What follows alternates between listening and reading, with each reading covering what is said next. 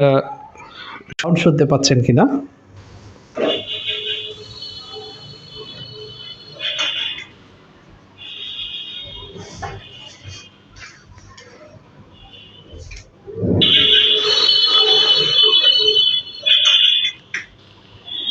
একটু কমেন্ট করে জানাবেন প্লিজ। আর সাউন্ড ক্লিয়ার কিনা এবং বোর্ড ক্লিয়ার কিনা, বোর্ডটা দেখতে পাচ্ছি কিনা একটু কমেন্ট করে জানাবেন।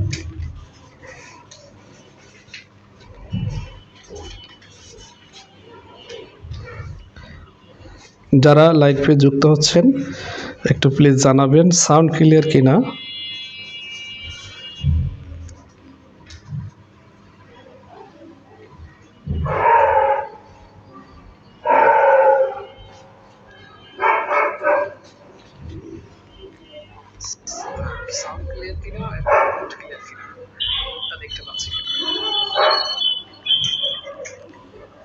একটু শুরুতেই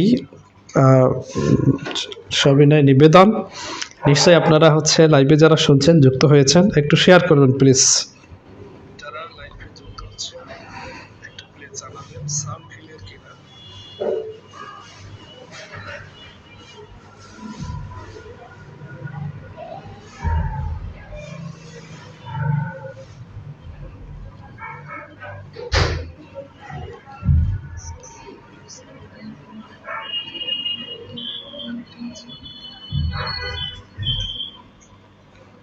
একটু শুরুতেই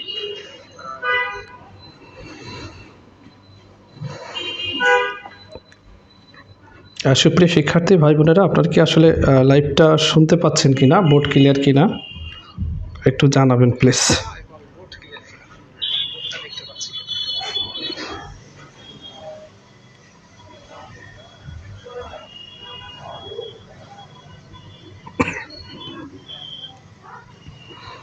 জি, বোর্ড ক্লিয়ার।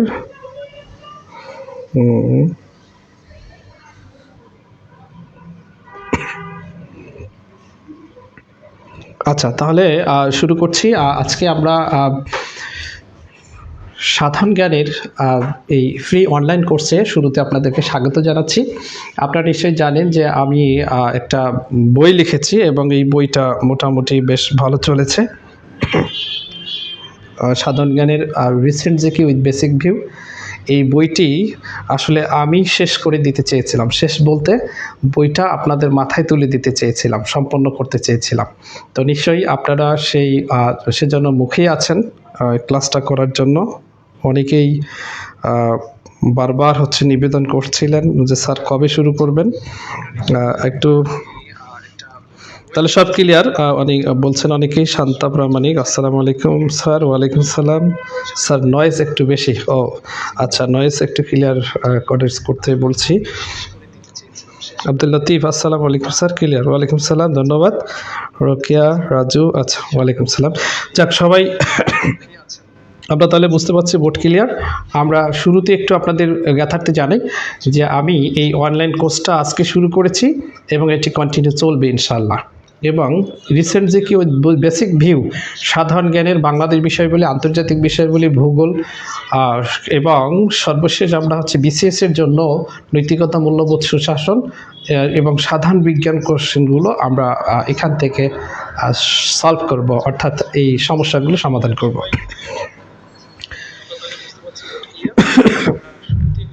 তো আমরা আজকে আসলে বাংলা বিশেষ করে আমরা আজকে একটু তাড়াহুড়ো করে সময়গুলো আমরা একটু দ্রুত বেশি বেশি ক্লাস নিতে চাচ্ছি। এই জন্য যে হচ্ছে আপনারা হয়তো জানেন যে প্রাইমারি অধিদপ্তর আসলে তারা দ্রুত পরীক্ষাটা নেওয়ার জন্য প্রস্তুতি নিচ্ছে।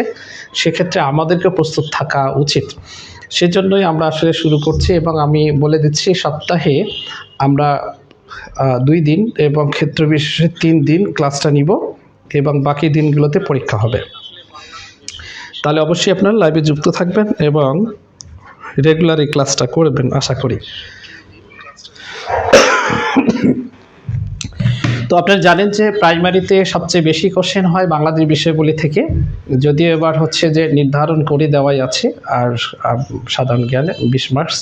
তো এখানে আমরা বাংলাদেশ বিষয়গুলি সবচেয়ে বেশি কোশ্চেন থাকে, এই জন্য প্রাইমারিকে আমরা একটু প্রায়োরিটি দিয়ে, যদিও বিশেষ নিবন্ধন অন্যান্য পরীক্ষার ক্ষেত্রে একটু সময় আছে, কিন্তু প্রাইমারির ক্ষেত্রে একটু আমরা সম্ভাবনা রয়েছে যে আমরা কম সময় পাচ্ছি, সেজন্য আমরা বাংলাদেশ বিষয়গুলি দিয়েই আজকের এই লাইভ ক্লাসটা আমরা শুরু করছি। তাহলে আজকের আমাদের আলোচনার বিষয় হবে বাংলাদেশ বিষয়বলি।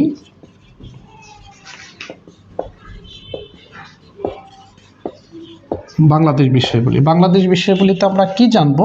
আসলে এই বাংলাদেশ বিষয়বলিতে আমরা প্রথম পাঠে জানবো বাংলাদেশের পরিচিতি।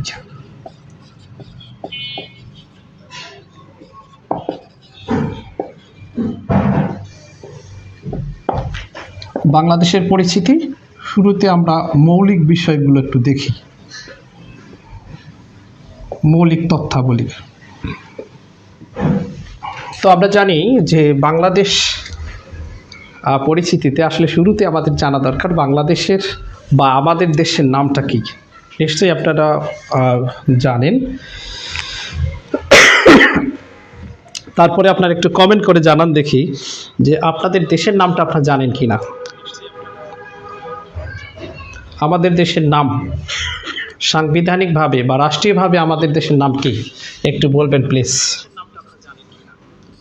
সাংবিধানিক বা রাষ্ট্রীয় নাম কি একটু লিখে জানাবেন প্লিজ। যারা লাইভে যুক্ত আছি, বাংলাদেশের পুরো নামটা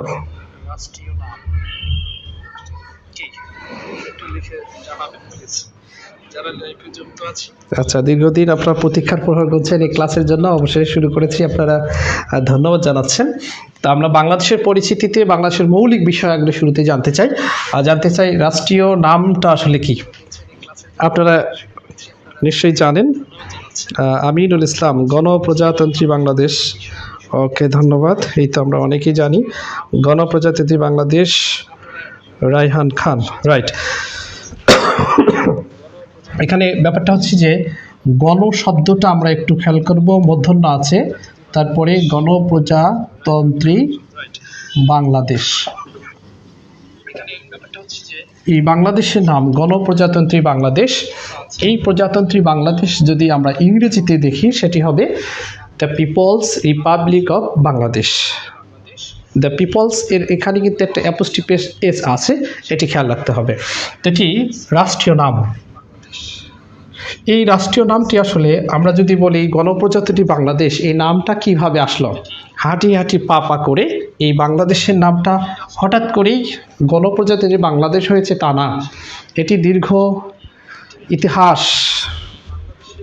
ইতিহাসকে সাক্ষী রেখে আসলে এটি বিভিন্ন হাজার বছরের গ্রহণ বর্জন পরিমার্জনের মধ্য দিয়ে আস্তে আস্তে আমরা নামটা পেয়েছি। তো এই নামটা যদি আমরা নামের বিবর্তনটা একটু দেখার চেষ্টা করি, রাষ্ট্রীয় নামের বিবর্তন। রাষ্ট্রীয় নামের বিবর্তনে আমরা আসলে দেখব এটির একটু যদি আমরা গুছিয়ে বলি, পুরো বোর্ড জুড়ে আমাদের একটু লিখতে হবে রাষ্ট্রীয় নামের বিবর্তন।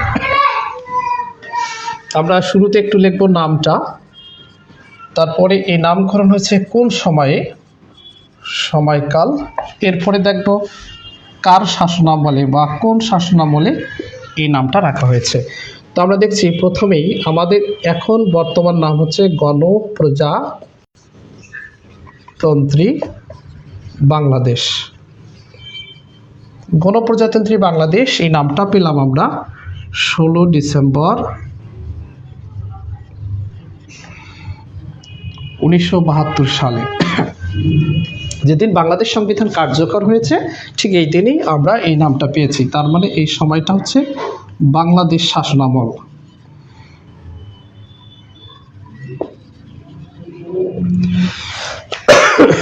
বাংলাদেশ শাসনামলে 16 ডিসেম্বর 1972 সালে আমরা গণপ্রজাতন্ত্রী বাংলাদেশ পেলাম। আসলে এর আগে এর নাম কি ছিল, যদি আমরা একটু পিছনে যেতে চাই তাহলে দেখব যে এরপরে নামটা আসলে গণ শব্দটা বাদ গেছে, শুধু প্রজাতন্ত্রী বাংলাদেশ ছিল এর আগে। প্রজাতন্ত্রী বাংলাদেশ, এই প্রজাতন্ত্রী বাংলাদেশ নামটা হয় 17 এপ্রিল, অস্থায়ী সরকার 17 এপ্রিল 1971 সাল, অর্থাৎ মুক্তিযুদ্ধকালীন বাংলাদেশের নাম ছিল বা আমাদের এই দেশের মাতৃভূমির নাম ছিল প্রজাতন্ত্রী বাংলাদেশ। সেটি তাহলে আমরা দেখছি মুক্তিযুদ্ধকালীন, বাংলাদেশের মুক্তিযুদ্ধ চলাকালীন এদেশের নাম ছিল প্রজাতন্ত্রী বাংলাদেশ। আমরা জানি 17 এপ্রিল 1971 সালে অস্থায়ী সরকার, মুক্তিযুদ্ধকালীন সরকার, এটি শপথ হয়েছিল। ঠিক এই দিনেই রাষ্ট্রের নামকরণ করা হয়েছিল প্রজাতন্ত্রী বাংলাদেশ। তারও আগে যদি আমরা খেয়াল করি, তারও আগে এর নামকরণ হয়েছিল শুধু বাংলাদেশ। তাহলে আমরা দেখছি আগে ছিল গণপ্রজাতন্ত্রী বাংলাদেশ, তারও আগে নাম ছিল প্রজাতন্ত্রী বাংলাদেশ, তারও আগে প্রজাতন্ত্রী শব্দটাও ছিল না, নামটা বাংলাদেশ। এটি হয়েছিল আসলে আমরা যদি দেখি 5 ডিসেম্বর তারিখটা যদি উল্লেখ করি, 5 ডিসেম্বর 1969 সালে এটি আসলে বঙ্গবন্ধু শেখ মুজিব কর্তৃক এই নামকরণটা করা হয়েছিল। শেখ মুজিব,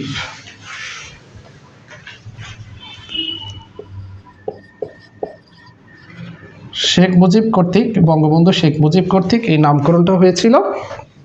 আমরা জানি আসলে 5 ডিসেম্বর এটি ঐতিহাসিক একটা দিন, যে দিন হোসেন শহীদ সোহরাওয়ার্দী মৃত্যুবরণ করেছিলেন লেবাননের বৈরুতে। 5 ডিসেম্বর 1963 সালে তিনি আসলে ইন্তেকাল করেছিলেন। তার 6 বছর পরে 6ম মৃত্যুবার্ষিকী অনুষ্ঠানের সময়ে আসলে শেখ মুজিব এই নামকরণ করেছিলেন। তারও আগে যদি আমরা খুঁজি, তারও আগের নাম ছিল পূর্ব পাকিস্তান। আপনারা হয়তো শুনে থাকবেন,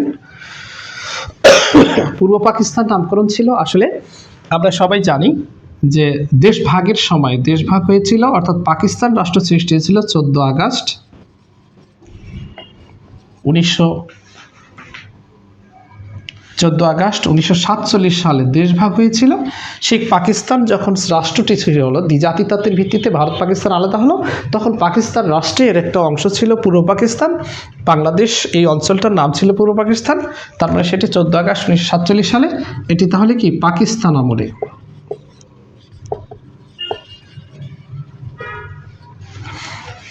পূর্ব পাকিস্তান যদি আমরা খুঁজি, তারও আগের নামটা কি ছিল, আসলে তারও আগের নাম ছিল পূর্ববঙ্গ।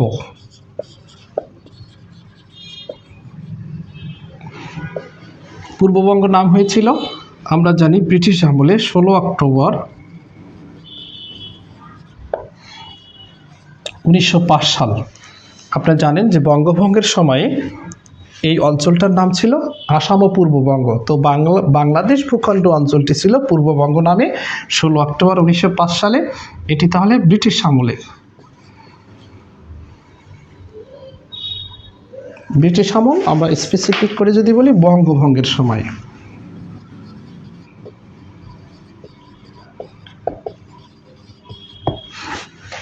বঙ্গভঙ্গের সময় 16 অক্টোবর 1905 সালে তাহলে এর নাম ছিল পূর্ববঙ্গ।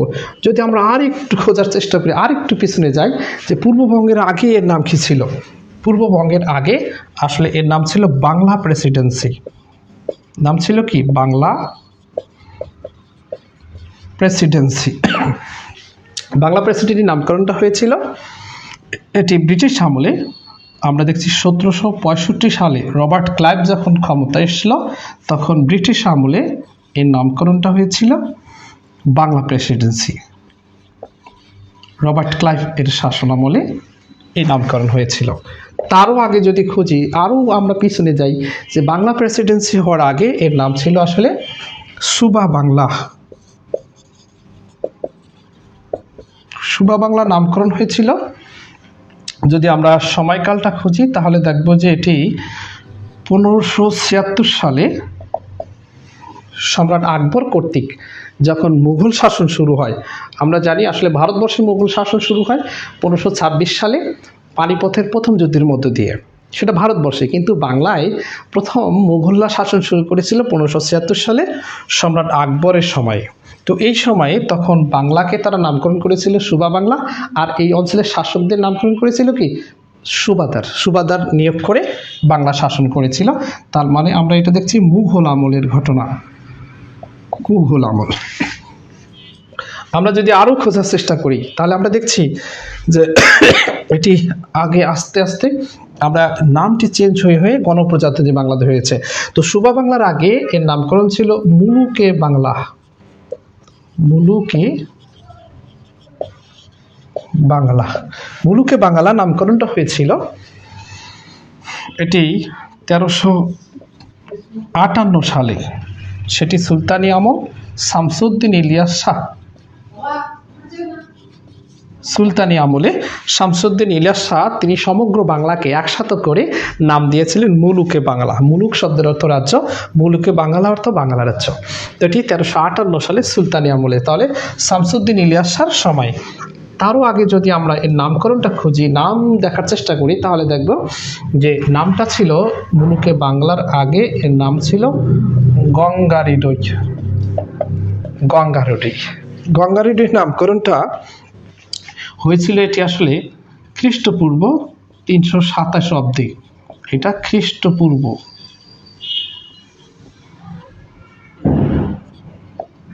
327 অব্দে এই অঞ্চলটার নাম ছিল গঙ্গারিডই। আসলে এই সময়টা আসলে ছিল কখন? সেটি আলেকজান্ডার যখন আক্রমণ করে, আলেকজান্ডার আক্রমণকালে এই অঞ্চলের নাম ছিল গঙ্গারিডই। তাহলে আমরা দেখছি যে আসলে আমাদের এই দেশের নামটা হঠাৎ করে গণপ্রজাতন্ত্রী বাংলাদেশ হয়নি। আমরা দেখছি এটি দীর্ঘ পথ পরিক্রমণ করে, এটি একেবারেই যদি সুপ্রাচীনকালে আমরা খুঁজি, আলেকজান্ডার যখন আক্রমণ করে, আমরা জানি আলেকজান্ডার আক্রমণের পরে আলেকজান্ডারের কাছেই আসলে প্রশিক্ষণ নিয়ে চন্দ্রগুপ্ত মৌর্য প্রথম ভারতবর্ষে সাম্রাজ্য বিস্তার করেছিল।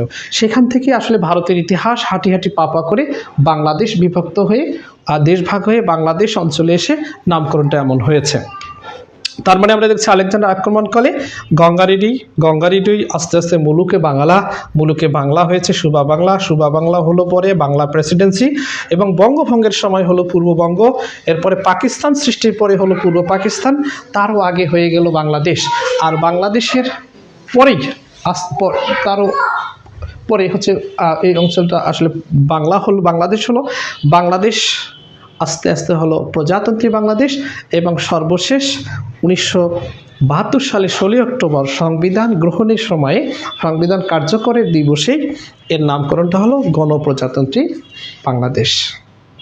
তো আমরা দেখছি বাংলাদেশ পরিচিতি পর্বে বাংলাদেশের এই ঐতিহাসিক নামগুলো আসলে নিজের পরিচয় আগে জানা দরকার।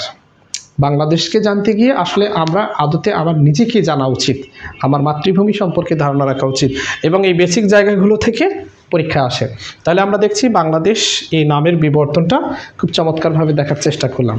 এবং এটি যদি আমরা দেখি আমার recent GK with basic view, এই বইটার যদি আমরা খুঁজি যে এটি আমার একেবারেই শুরুতে দেখবেন আপনারা বাংলাদেশ বিষয়গুলি যখন এটি পঞ্চম অধ্যায় আছে, পঞ্চম অধ্যায়ের 85 পৃষ্ঠায় আপনারা দেখবেন বাংলাদেশ বিষয়গুলির মূল পাঠের শুরুতেই বাংলাদেশ রাষ্ট্রের নাম আছে, রাষ্ট্রীয় নামের বিবর্তনগুলো আছে।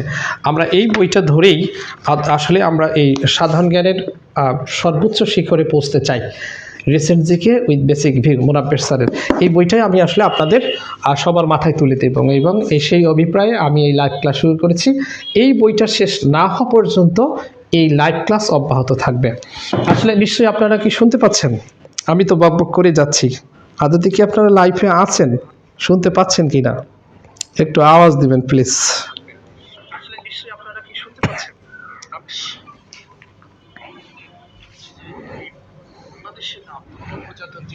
লাইভে যারা যুক্ত আছেন, মাসুম মুন্না অনেক ভালো ক্লাস, ধন্যবাদ।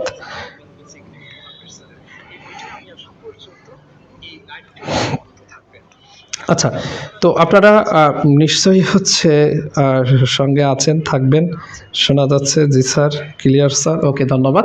তো আমরা বাংলাদেশ পরিচিতি পর্বে বাংলাদেশের এই মৌলিক তথ্যগুলো আমরা দেখার চেষ্টা করলাম। রাষ্ট্রীয় নামের বিবর্তন। তাহলে বাংলাদেশ, গণপ্রজাতন্ত্রী বাংলাদেশ, এই দেশটির মৌলিক তথ্যগুলো যদি আমরা আরেকটু দেখার চেষ্টা করি, তাহলে আমরা এবার একটু দেখি রাজধানী। বাংলাদেশের রাজধানীর নাম কি? ঢাকা। বিভিন্ন চাকরির পরীক্ষায় কিন্তু ভাইভা কোশ্চেনে এই কোশ্চেনটা সহজ করেই বলা হয়, শুরুটা করা হয়, বলেন তো বাংলাদেশের রাজধানীর নাম কি? আপনি বলবেন ঢাকা, ধমক দিয়ে বলবে বাংলাদেশের রাজধানী ঢাকা। কে বলেছে আপনাকে? তাই তো, আপনি ভরকে যাবেন। কে বলেছে? বাপদাদা বলে গেছে, চাচা বলেছে, নাকি কোনো মোনাব্বের স্যারের recent GK with basic view বলেছে? না, এটি কোনোটারই উত্তর না। উত্তরটা কি হবে? নিশ্চয়ই হয়তো অনেকে জানেন। বাংলাদেশের রাজধানী ঢাকা কে বলেছে আপনাকে? এবং এর আগে সম্ভবত 34তম বিসিএস এসেছিল। বাংলাদেশের রাজধানীর নাম কি? ঢাকা, ঢাকা উত্তর, ঢাকা দক্ষিণ এবং চট্টগ্রাম। তো কোশ্চেনটা ইজি মনে হলেও আসলে অতটা ইজি নয় বিষয়টি আসলে।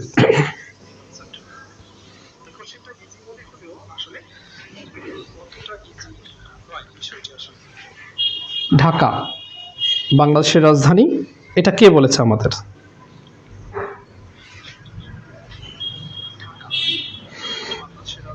জি, রাজু আহমেদ বলছেন স্যার যাদের কাছে এই বই নেই তারা কি ক্লাস দেখতে পাচ্ছে? হ্যাঁ, আসলে এটা আমি উন্মুক্ত করে দিয়েছি সবার জন্য। সাধারণ জ্ঞানের উন্মুক্ত ক্লাস হচ্ছে। আসলে বই নিলেও দেখতে পারবেন, না নিলেও দেখতে পারবেন। বই না নিলেও অন্তত যে টপিক্সে ক্লাস হবে সেই টপিক্সের উপর পরের দিন পরীক্ষা হবে, পরীক্ষায় নিশ্চয়ই অংশগ্রহণ করবেন এবং সেক্ষেত্রে আপনারা অনেক সুবিধা পাবেন এবং আপনার প্রস্তুতিকে শানিত করতে পারবেন। জি, আচ্ছা। তো 5-1 উপনুচ্ছেদে রাজধানী ঢাকা উল্লেখ রয়েছে বাংলাদেশ সংবিধানের 5-1 উপনুচ্ছেদে।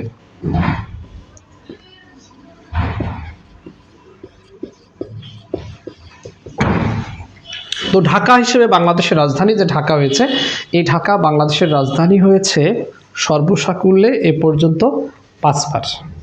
স্বাধীনতার আগে 4 বার এবং স্বাধীনতার পরে হয়েছে এটি 1 বার। স্বাধীনতার পূর্বে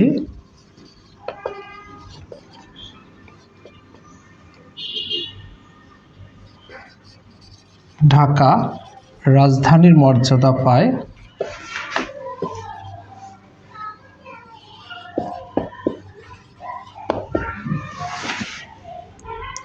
4 বার। 4 বার এটি উনি প্রথম মর্যাদা পায় 1960 সালে, এরপর 1910 সালে প্রথমবার, এরপর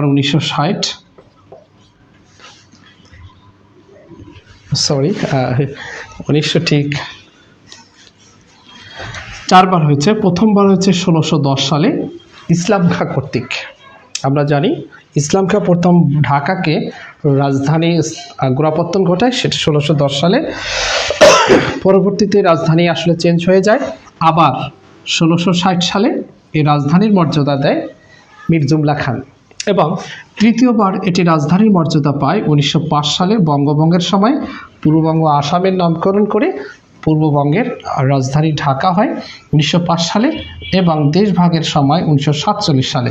স্বাধীনতার পূর্বে এই 4 বার, আর স্বাধীনতার পরে 1 বার। স্বাধীনতার পরে ঢাকা বাংলার রাজধানী হয়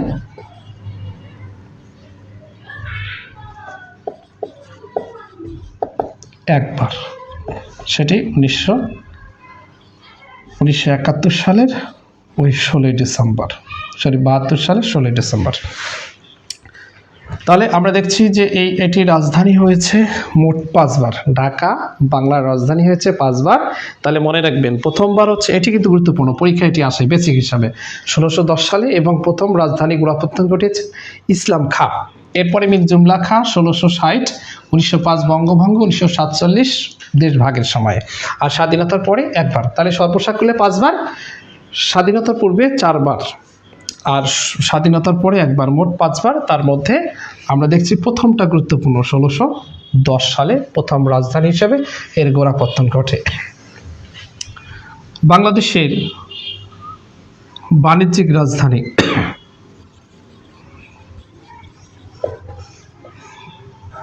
বাণিজ্যিক রাজধানী চট্টগ্রাম।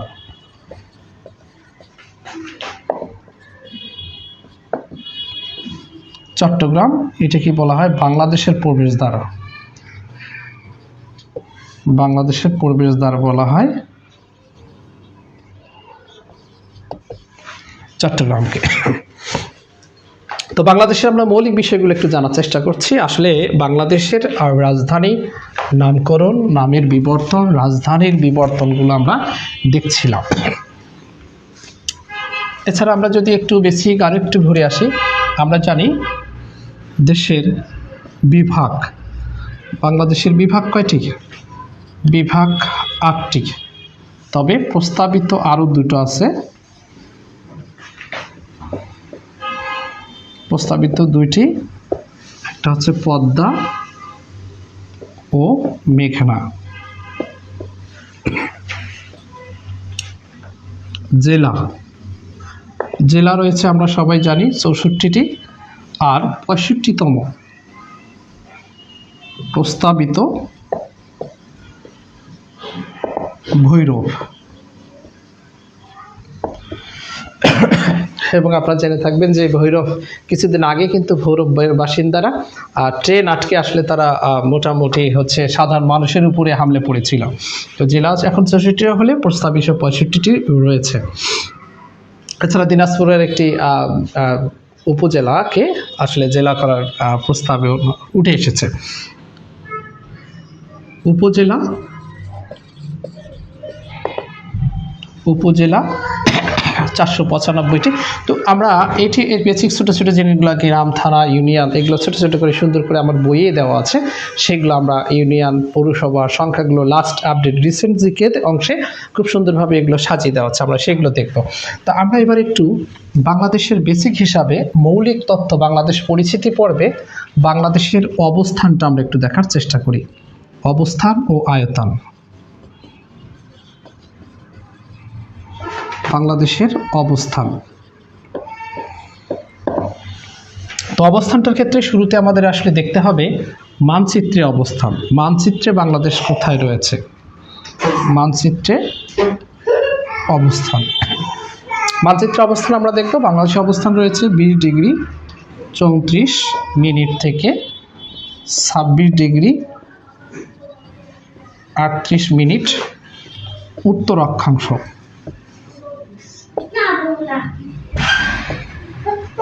আর আমরা যদি দ্রাঘিমাংশে দেখি, এটি রয়েছে 88 ডিগ্রি 01 মিনিট থেকে 92 ডিগ্রি 41 মিনিট পূর্ব দ্রাঘিমাংশ।